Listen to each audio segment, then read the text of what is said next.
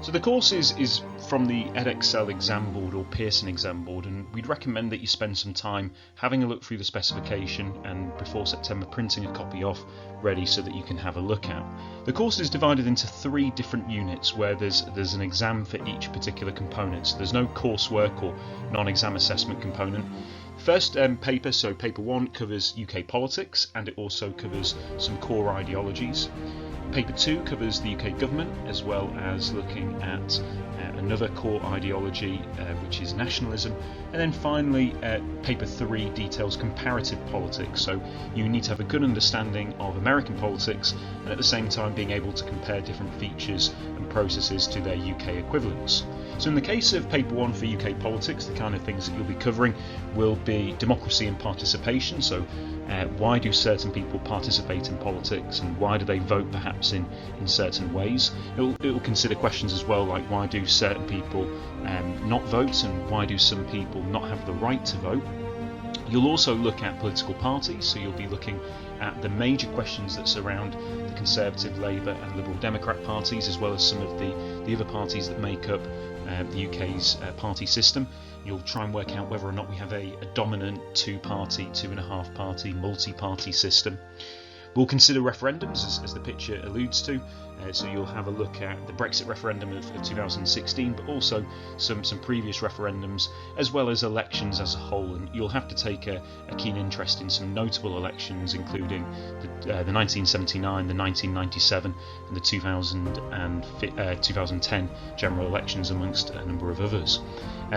In that particular paper as well, you'll also have to study the core ideologies of the major political parties in the UK. So you'll look at liberalism for the Liberal Democrats, you'll look at conservatism for the Conservative Party, and you'll look at socialism, this word that has been synonymous as a dirty word in politics, but is intrinsically linked to the Labour Party. And we'll be looking at key figures within the Labour Party in the past few years, particularly Jeremy Corbyn and currently as well Keir Starmer.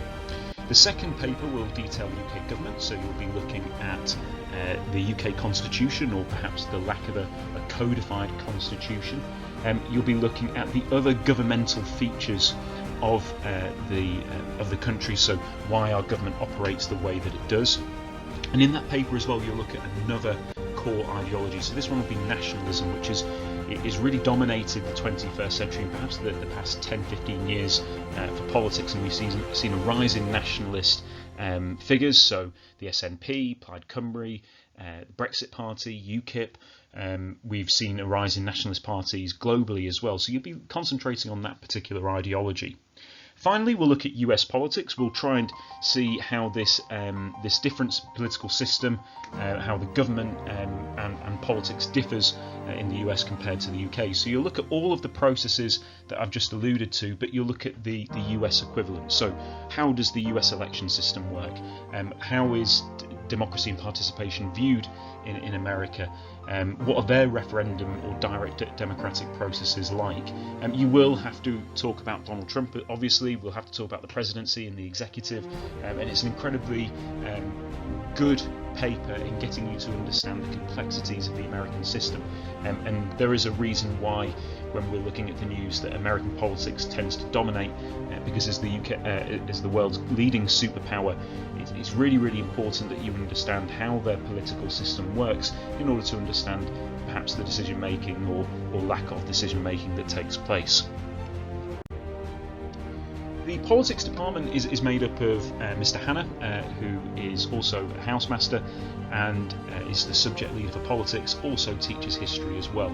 Myself, I'm Mr. Raw, I am a history teacher, but if you're a history teacher, you have to almost by default have a good understanding of politics. So if you decide to study history and politics together, you'll have teachers like myself and Mr. Harris who'll be able to help you out with some of the political studies as well.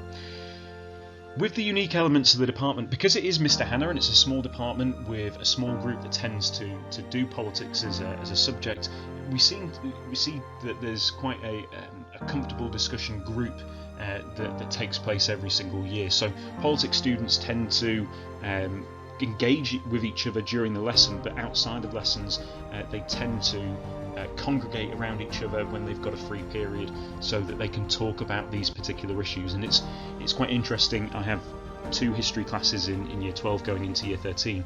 One of them, everyone in that class does politics, and they're very close knit as a group because of the discussions that Mr. Hannah facilitates in that classroom. There's an excellent pass rate and strong track record of students that do politics, and I'll give you some examples of that in a second. And you know, we have a number of students that do politics without perhaps having a certain degree of knowledge beforehand, but then their career pathways and their career trajectories are altered as a result, and what they do is they go on to study politics, or PPE, which stands for Politics, Philosophy and Economics, and or International Relations at university. It's a very popular destination for a lot of our students. I put some testimonials on the screen there that you can have a look at, that a number of the year 12s going into year 13 have written about their politics lessons, and you can also see on the picture a number of past OSH students who attended a question time event.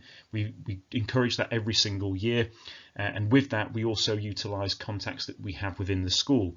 So we have some students here who are meeting Victoria Derbyshire, who's a notable journalist, and somebody that we'd recommend you start researching into and looking at her shows and her radio broadcasts in advance. We have some of our students meeting Margot James MP in the school library there. We have some students who are meeting Lord Heseltine as well. We've had Andy Street, the West Midlands Mayor, come into school to speak to students, and we are able to utilise our network of contacts to have some of these guest political speakers either come into school or our students meeting these particular political figures.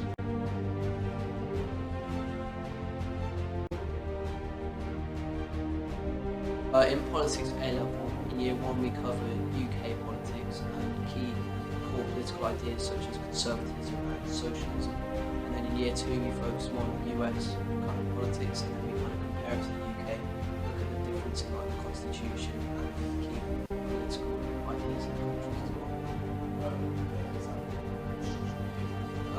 In Politics A-Level, for example, is an exam.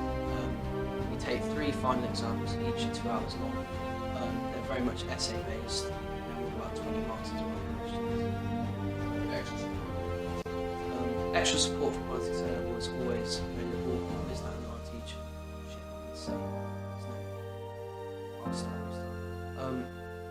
Politics A-Level always has available support.